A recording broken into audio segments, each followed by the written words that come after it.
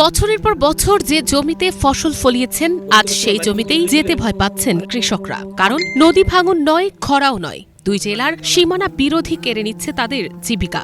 শরীয়তপুর চাঁদপুর সীমান্তের দাইমি চর নারায়ণপুর এখন হয়ে উঠেছে মামলা, আতঙ্ক আর অনিশ্চয়তার আরেক নাম।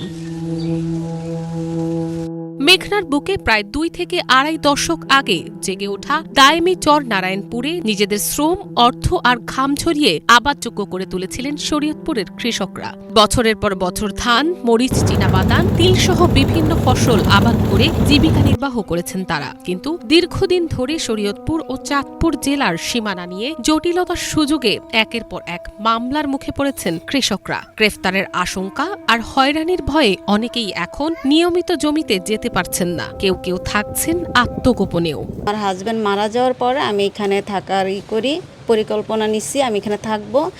কিন্তু পাশের ওনারা খাস বলে আমার ঘিয়ের কেটে ফেলছে, আল কেটে, তারপরে মাছগুলো ছেড়ে দিছে, অনেক মাছ ছিল, গাছগুলো কেটে ফেলছে। ধরে এইখানে জঙ্গল কাটটা সাফ করছি, সাফ করার পরে খাইতে আসি। এরা 4-5 বছর আগে আয়া আজি রতন আজি জোরে আমার এই জমিটা লয়ে গেছে গা বাড়ি করে। তো এখানে আমি 15,000 টাকার মাটিও বইছিলাম। আমার এই জমিনগুলো হইলো শরীয়তপুরের, কিন্তু এরা জোরে লয়ে গেছে চাঁদপুর কইয়া। এটা শরীয়তপুরের অংশ স্যার, এই জমিনগুলো সব খাস। এটা আমাদের কাগজপত্র আছে, আমাদের কবুলতের কাগজও আছে স্যার, এটি দহলও আমরা আছি। স্থানীয়দের দাবি 2005 সালে শরীয়তপুর, চাঁদপুর ও বরিশাল জেলার প্রশাসনের যৌথ উদ্যোগে সাহেবগঞ্জ বাজার সংলগ্ন এলাকায় সরকারি সীমানা পিলার স্থাপন করা হলেও আজ পর্যন্ত চূড়ান্তভাবে সীমানা নির্ধারণ হয়নি। সেই প্রশাসনিক জটিলতার খেসারত দিতে হচ্ছে সাধারণ কৃষকদের। মামলা, তদন্ত ও পুলিশি তৎপরতায় পুরো চরাঞ্চলে বিরাজ করছে আতঙ্ক। শরীয়তপুর, চাঁদপুর, বরিশাল একটা ডিস্ট্রিক্ট বাউন্ডারি পিলারের একটা কথা আছে, কিন্তু এই পিলারটা আগের পিলার গাড়া আছে, সেটা হইলো সেই বাগাহরদারের, এখন হইলো শরীয়তপুরের একটা পিলার গাড়া আছে, ওইটা আর কি এরা মানে না। চাঁদপুরেরা আয়া এটা শরীয়তপুরের জায়গা, চাঁদপুরেরা এটা জবরদস্তি এরা দখল করে লিয়ে যেতে চায়। আমরা এটার আশাও ছিলাম না, পাশও আমরা বিষয়গুলো জানিও না। আমাকে কেন মিথ্যা মামলা দিল, আমরা মিথ্যা মামলার প্রত্যাহার চাই। কিছু গুন্ডা বাহিনী নিয়ে এই গরিব অসহায় মানুষগুলোরে নিয়ে নির্যাতন করতেছি। আমরা বলছি বারবার শরীয়তপুর, আর ওনারা বারবার বলে যে চাঁদপুর।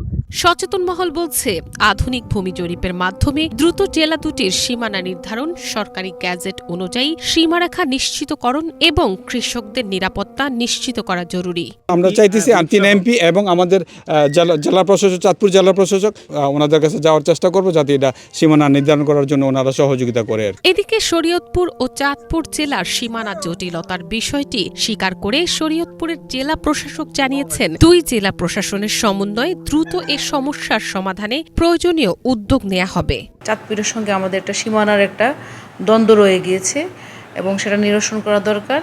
তো যার কারণে গত 2 থেকে 3 বছর আগে একটা চিঠিও লিখেছিল উপজেলা নির্বাহী কর্মকর্তা, কিন্তু তার প্রেক্ষিতে আসলে সেই সীমানাটা নির্ধারণের জন্য কোনো কার্যকরী পদক্ষেপ নেওয়া হয়নি।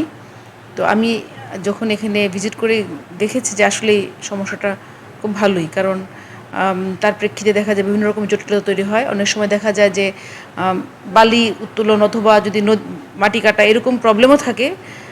ওদেরকে যদি আমরা ধরতে যাই, তারা তখন সীমানা ক্রস করে চলে গেলে আসলে আমরা ধরতে পারি না। তো সেই জন্য দরকার আছে এটা। তো আমি তাদেরকে বলেছি যে এটা পত্র লেখার জন্য।